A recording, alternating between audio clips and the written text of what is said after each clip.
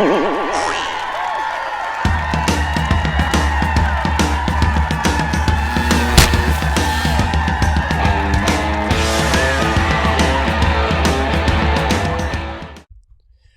guys, Comic Boom here to review, I guess, part 3 of 3 for the comic books of January 18th, 2022. I know I'm a little bit behind here, but daughter's finally coming out of the hospital here, so she's been diagnosed. She's a diabetic now, so we're learning to do the needles and stuff like that, so my wife and I are adjusting to that, but Audrey's doing fine. Thank you for some of you who've reached out and wished us well. Thank you for that. Uh, in any event, I just wanted to maybe. There's 4 comics left to review here, and I gotta say, it's Robin's Icon and Rocket, Batman Detective Comics, and Suicide Squad King Shark.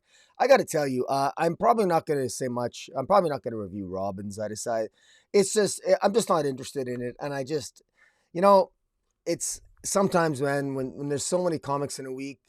I don't know why DC has published Robins, and I just can't. I don't know why they published Suicide Squad King Shark.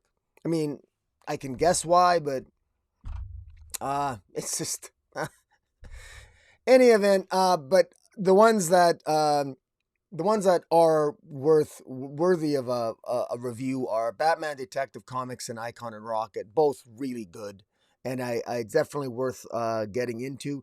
I want to say a couple things about Suicide Squad King Shark right now. It's actually funny. It's not bad. It's comical, but it's another example of a comic that shouldn't be published by DC.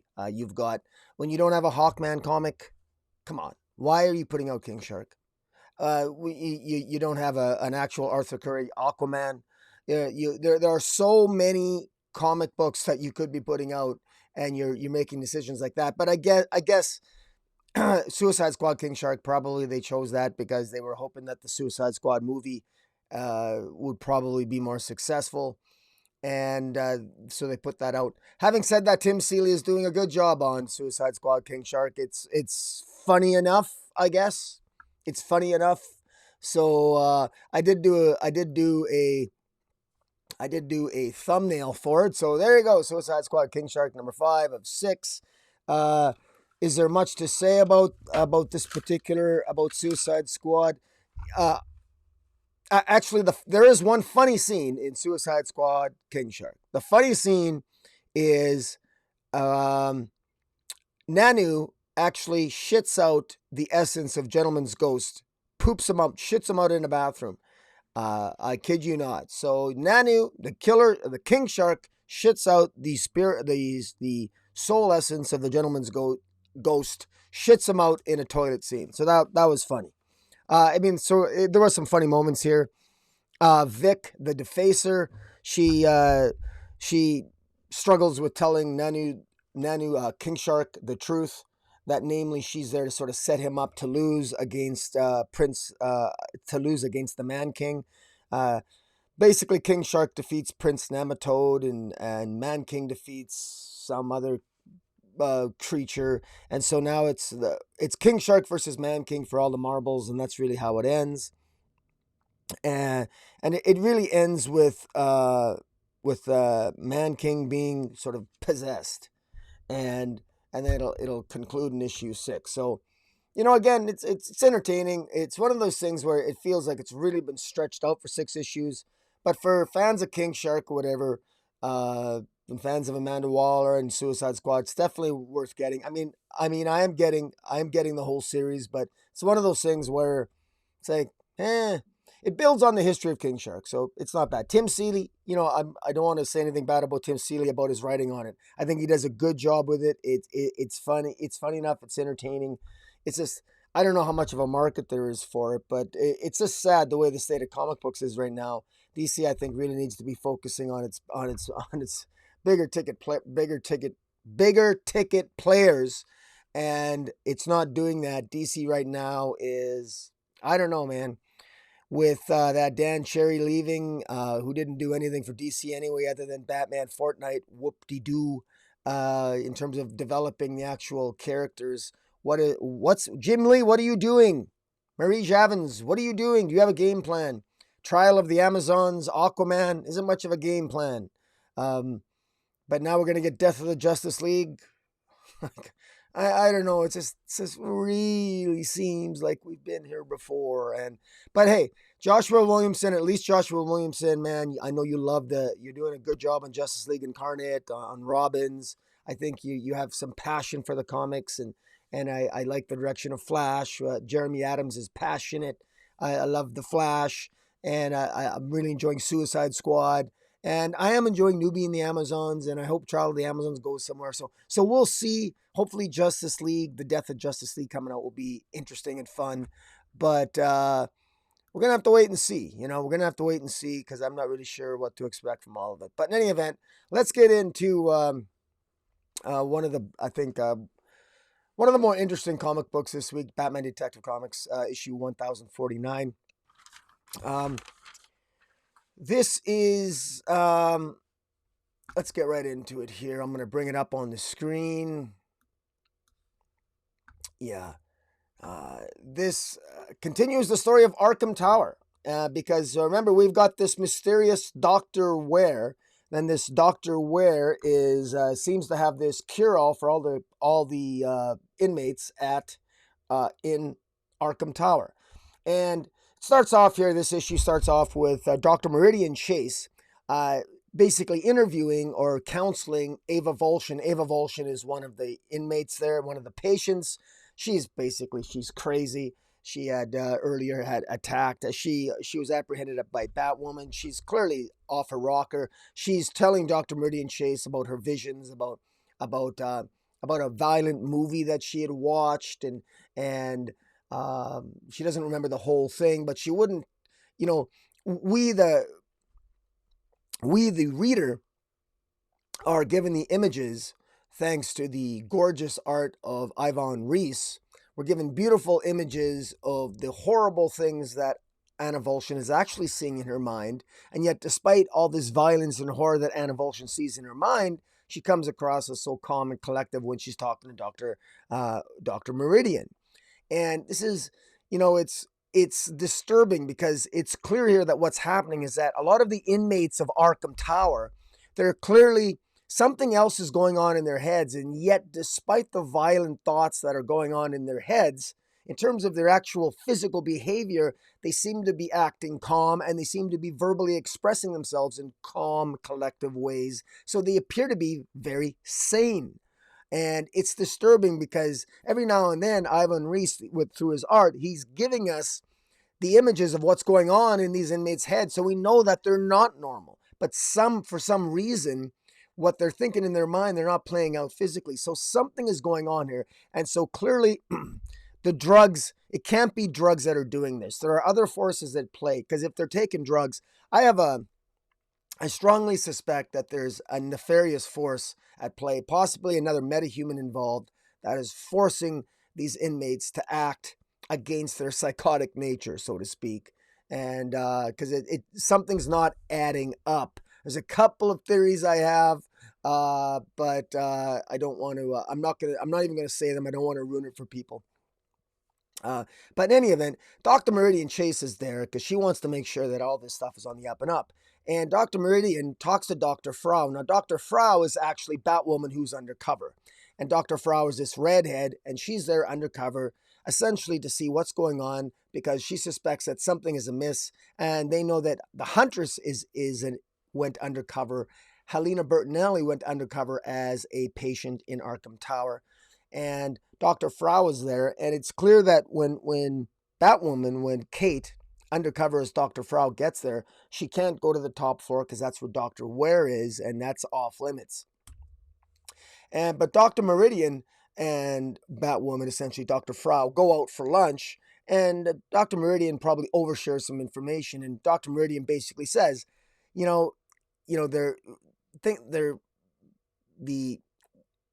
the treatment does appear to be working, but she can't explain.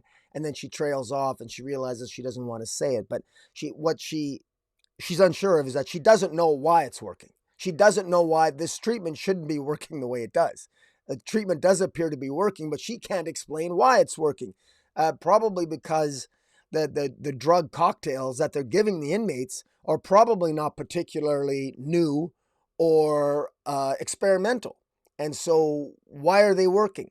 That's probably the question that Dr. Meridian has. And but she's not really coming out and saying it. Meanwhile, Dr. Frau, as Catwoman, pardon me, as you know, undercover as Batwoman, she's going around and she comes across Siphon, a villain that she remembers taking down as Batman. And what's very interesting and revealing here, and again, credit to Ivan Reis on the art, and even Marika Tamaki and how she's scripting this. You know, she looks at Siphon, somebody who Kate, as Batwoman, knows is psychotic, and he's cut off all these people in with the scissors on paper, and it what she sees reminds him of the bloody mess that she and Batman saw when they originally took down Siphon, and because they found all the bloody bodies in a warehouse, and it reminded her of that scene of Siphon cutting on red paper, cutting out images of bodies uh, on paper, reminds Kate of that. And it's very telling because it's clear that something is going on in Siphon's mind, and yet he appears so calm and collective. So something else is going on here. Meanwhile, there's a freak, but there's kind of a drug trafficker that's there. The maintenance staff is smuggling drugs in and out of Arkham Tower, and one of these drug traffickers undercover, who's basically there as a maintenance worker. His name's Mark Barbier. He's there, and he's sort of sexually. He's there to basically, he's kind of a punk. It's suggested that he's sexually molesting Anna Volshin, and he's taking advantage of her sexually. And at one point, Dr. Frau interrupts him and complains about his behavior because he's getting too close, and his behavior is inappropriate with the patients, namely Anna Volshin. And Dr. Ware is made aware of this because Dr. Meridian and Dr. Frau report it, and Dr. Ware confronts one of the party crashers, because the party crashers that come to Arkham, party crashers, that's the name of the gang in Gotham that is smuggling drugs or drug trafficking and receiving drugs from Arkham Tower, from Dr. Ware, and they attend Arkham Tower regularly, and they smuggle drugs out of Arkham Tower through the maintenance staff. And it's really odd. This person that shows up, I mean, she looks like a street punk. She looks like some street person. And she ends up at Dr. Ware's office. How she gets in and out of the building without being seen, and why it doesn't create more suspicion, especially with Dr. Meridian there, who's there to evaluate things on behalf of Mayor Nagano. Dr. Ware basically tells this person, saying, look, I got a complaint against one of your men. I need this plan to go smoothly. Now, what is Dr. Ware's plan? What's going on? Well, here's Dr. Ware's plan as far as we can tell so far. And the plan is Dr. Ware grew up with a mother who was psychotic. He grew up hating his mother. Dr. Ware he hates crazy people, and he thinks they should be killed. Dr. Ware thinks that crazy, mentally ill people are not good for nothing. They're better off dead. So his agenda is essentially twofold. He's there to make sure that all the inmates are essentially going to end up being dead and killed because he hates them, just like he hates his mother, because they're no good, they're mentally ill. And second, he wants to smuggle out $6 million. But in order to get $6 million, that's the $6 million is the amount that Mayor Nagano, that the city of Gotham will give him in order to fund Arkham Tower. But before he can do that, Mayor Nagano has sent Dr. Chase Meridian, there to evaluate the effectiveness of Dr. Ware's program in healing the patients of Arkham Tower. And so he's got to fool Dr. Meridian into thinking that everything's fine.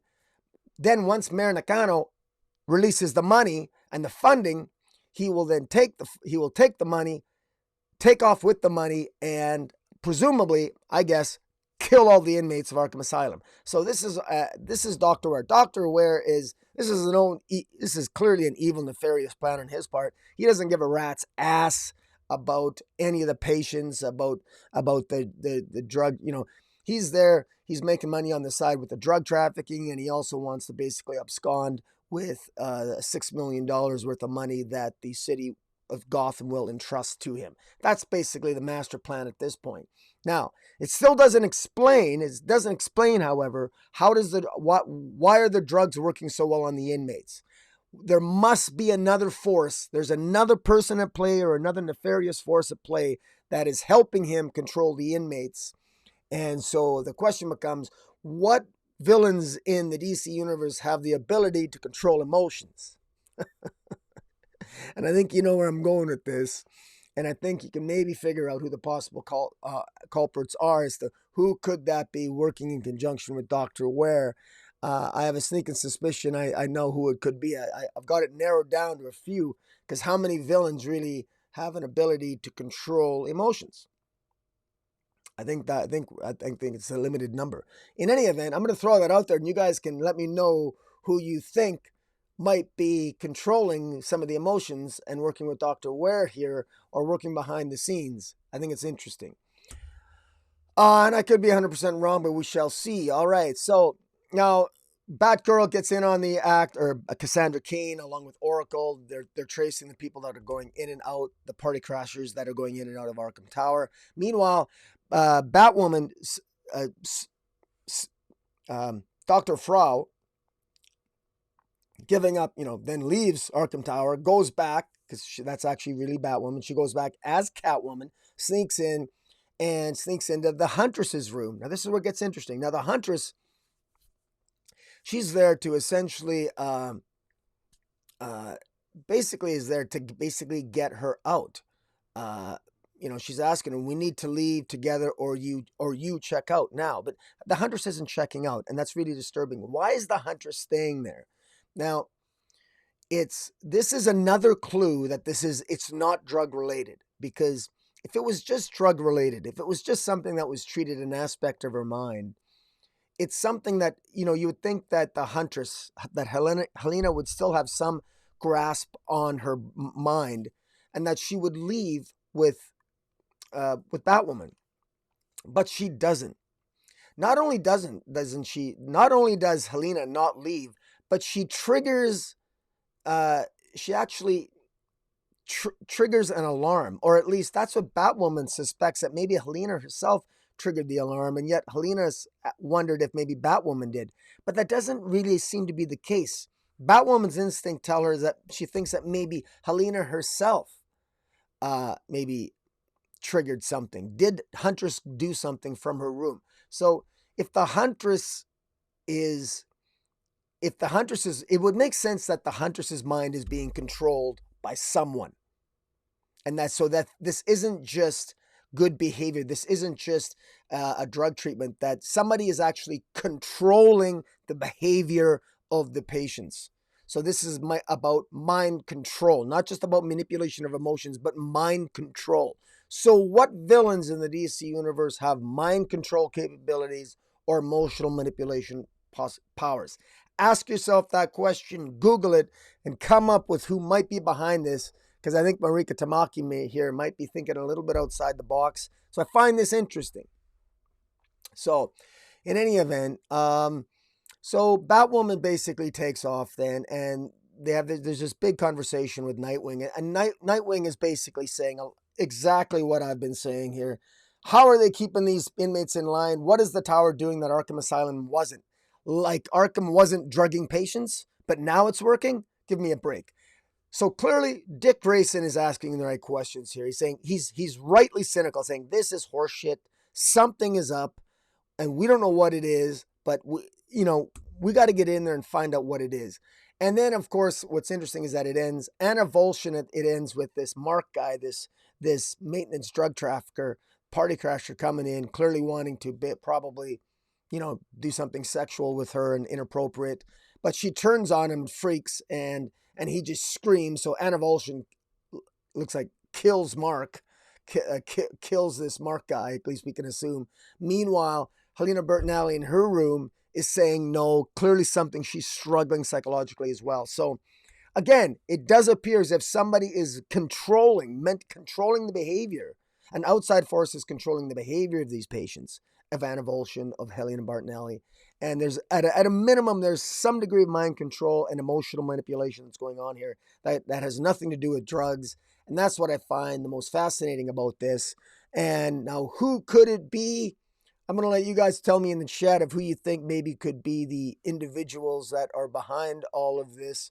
I do think it's interesting, and this was one of the more interesting comic books of the week. I like what Mariko Tamaki's doing here, because I gotta give her some credit, because I thought that the whole Arkham thing was, I thought maybe we've been here before so many times, but I'm starting to think this is, a little bit, kind of a little bit, about as refreshing a take as you can get on a very old tropey thing like this. So I want to give Marika Tamaki some credit. I think this is well written. Ivan Reese on the art is just is really good. Miki on the coloring, excellent. Anderson, again, great stuff here. I'm entertained by this. I'm for a weekly comic that's coming out, weekly series. This has been very well handled. I've quite enjoyed it. All right, Icon and Rocket now. I gotta say, man, Icon and Rocket. This is a series that I've been enjoying from the beginning. I really like what Reginald Hudlin has done here, and Leon Chills on the art. This is a series that I've been quite happy with. Now, unfortunately, I don't have the I no longer have the thumbnails to show you guys, because when I get preview copies, I only get them for a limited period of time, and there are certain rules of conduct that we employ. I get them for a certain amount of time, and I don't have the digital copy of this, and so I'm just going to talk about what happens in this issue. But it's I quite I think it's what I like about Icon and Rocket is that it does not take place in the DC universe, and the universe it does take place in, there are no Superman. There's no Superman, and there's no Supergirl, and there's a lot of superheroes that are not on this in this universe, the because of a supervillain by the name of Benedict, which is this alien force, this enemy alien race uh, to Icon, Augustus Freeman. Augustus Freeman, of course, is an alien from another planet who basically crash landed on Earth during the American Civil War, but another alien was chasing him to wipe him out, to kill him. And this other alien would basically become his arch nemesis. This literally this Benedict Arnold, his name's Benedict, and he's been basically working with the NSA, and he's been working against all the attempted benefits that Augustus Freeman tries to make for humanity. Benedict's always there to try to be one or two steps behind him, or even one or two steps ahead of him at different points, to try to undermine and ultimately kill Augustus Freeman. Augustus Freeman literally decapitated Jefferson Davis, won the American Civil War for the North, and then disappeared from history because he was killed by Augustus. Augustus, having decapitated, removed the head of Jefferson Davis, won the American Civil War for the North, but then Benedict kills or seemingly kills Augustus, but he just ended up wounding him, and Augustus went into hiding for well over a century, and basically now is always sort of basically stayed in hiding, and didn't really manifest himself or make himself more known until he met young Rocket. And young Rocket, Raquel, Raquel inspires him to take action. And one of the actions that Icon and Rocket took is that they eliminated the drug trade on the planet. They got rid of all the drug trafficking all over the globe. They impacted the drug trafficking and the sale of drugs, from cocaine to heroin to marijuana to the whole nine yards. The illegal drug trade so the illegal drug trade was completely disrupted. And what they discovered is that, and this is where I want to give Reginald Hudlin some credit, is he's not afraid to get into the weeds and delve into these things that are political. And because one of the things that the US government is upset with is just how much the disruption of the drug trade affected the economy. How much of the economy really does depend upon these black market drug trading, drug trafficking, how much of the economy is only kept propped up because of illegal activity. At least that's the central narrative here, or not a central narrative, but it's one of the it's one of the things that it talks about, is that nothing is simple, that you can that Icon and Rocket discover that you can stop the bad guys by eliminating, by minimizing the drug trade, by by having a significant impact, and basically taking the drug trade apart.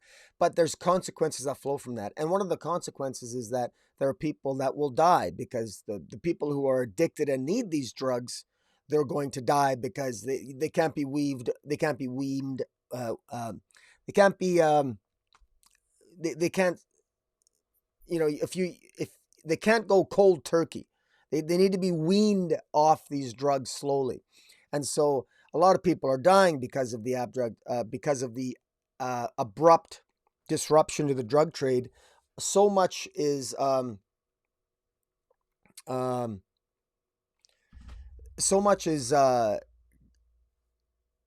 it's like everything is connected to everything, and you don't know the impact of of a seemingly insignificant act has on the larger world. And so, um, and this is Roger Hudlin does a good job scripting a couple scenes of Raquel in school where where students are talking, and Raquel is there, and she's actually talking to Static, who she finds out that she finds out that the person she's talking to is actually Static.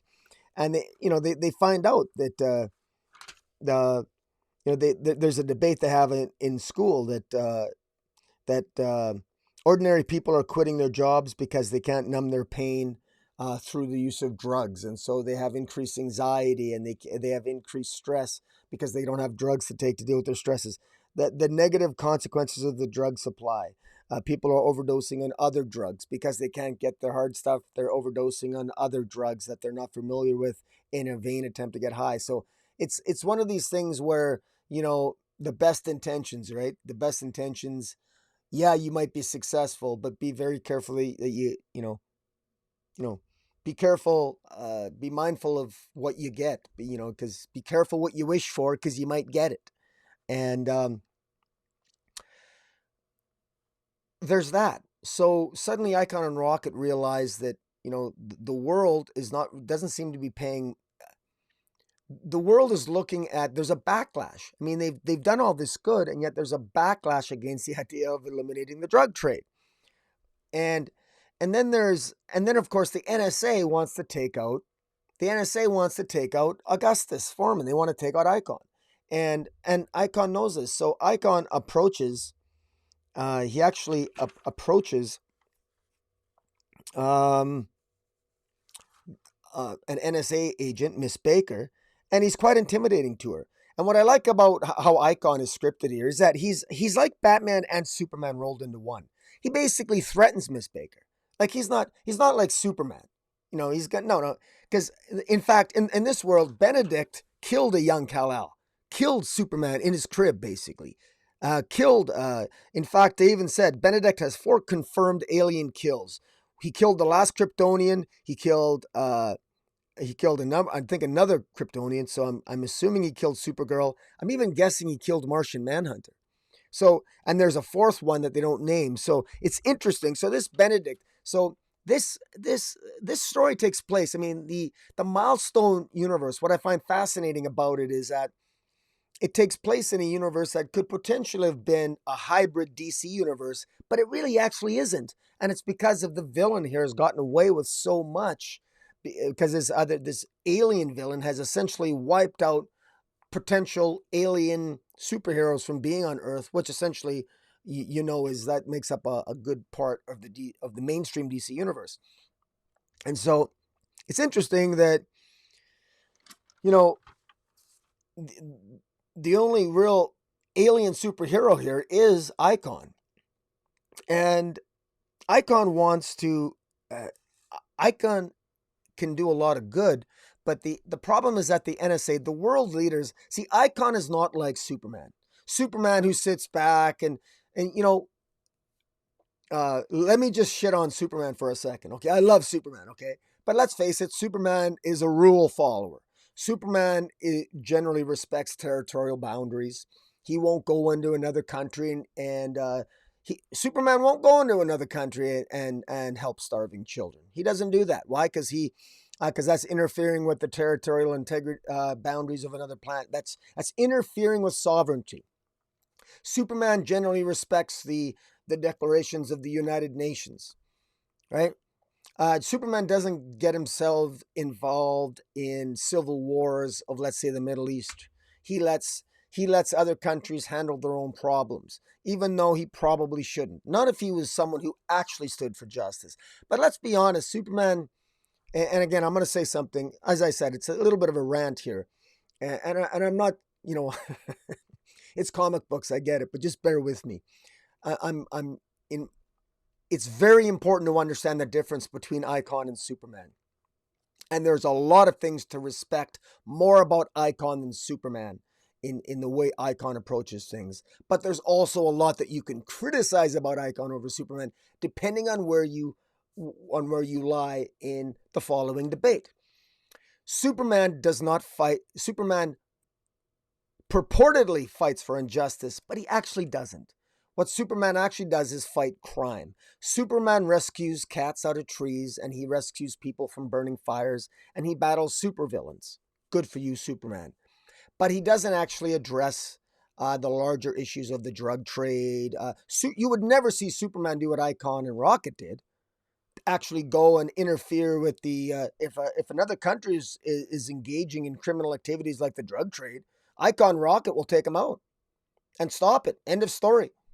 Superman would never do that. Superman just said, no, we have to facilitate change through me as a reporter, Clark Kent, writing an expose and doing this. And we got to get people to voluntarily agree that they got to make their own choices. We can't push the envelope, et cetera, et cetera. Kind of like a little pussy.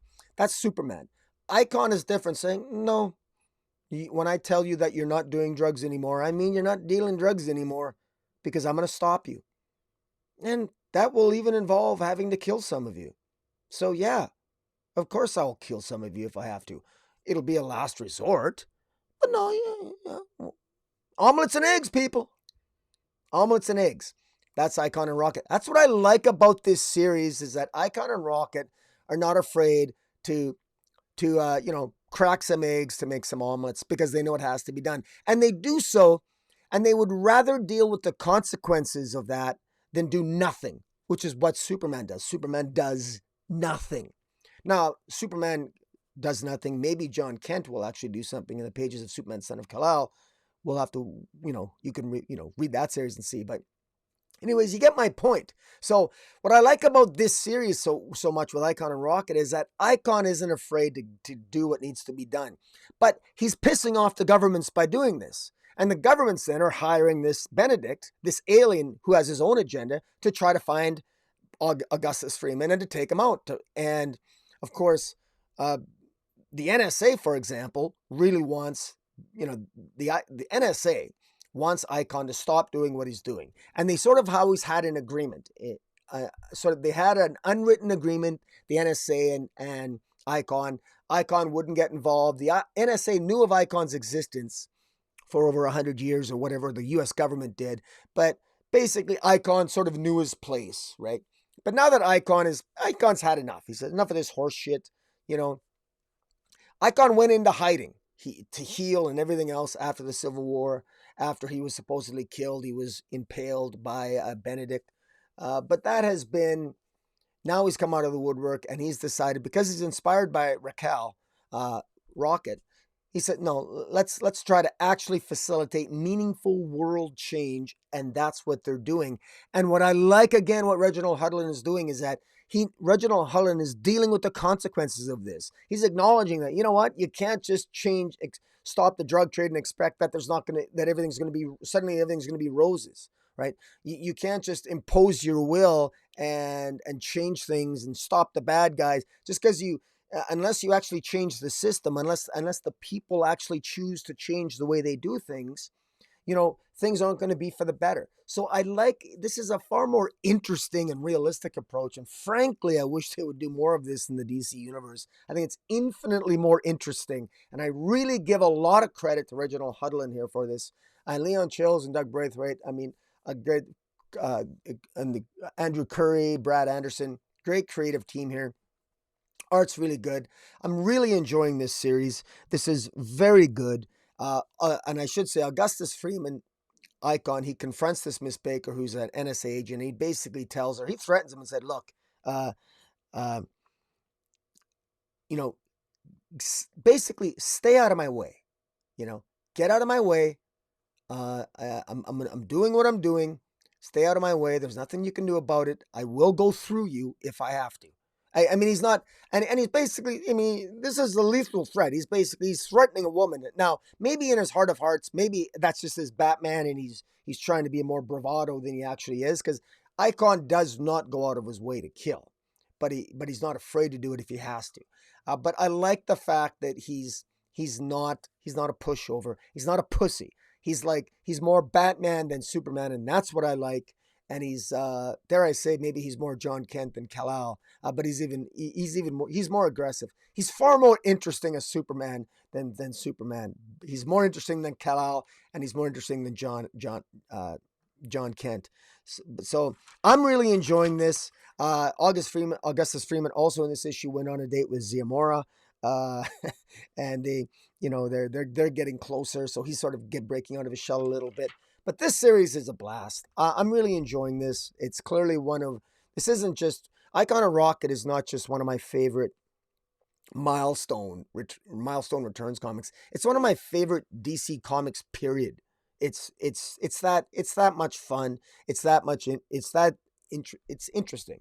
And it's the type of storytelling that I'm really enjoying nowadays. Something that's outside the box and is pushing the envelope and is actually doing something different, and is telling a different kind of story that is rocking the boat a little bit. And it's gotten, there's obviously there are some, I guess you could say, there some issues of race that underscore some of this. Yeah, there are, but it adds to it. It's additive. It's not forced, and it's very well done, and I'd highly recommend it. But yeah, so those are the comics that I wanted to review. Now, I talked about King Shark. I'm not gonna talk about Robbins. I'm just not, because I don't got much to say.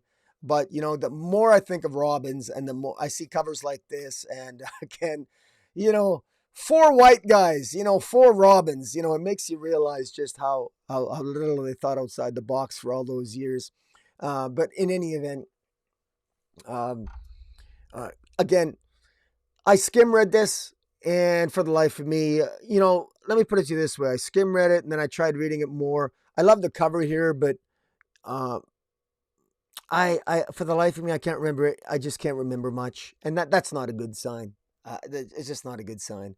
So all I remember is that going through this entire one, and I honestly can't remember a thing about it. And so there you have it. And maybe when I review issue 4, I'll go back and reread issue 3. But so apologies to those who wanted a good review of Robbins. I'm gonna have to do you some more justice when I review issue 4. I'll have to go back and reread issue 3, because for the life of me, I just can't remember much reading about it, and which I have a bias. It's just so hard to get into more Robbins nonsense. Anyways, guys, I'm out of here. Tell me what you think in the comments below, and until next time, Comic Boom out.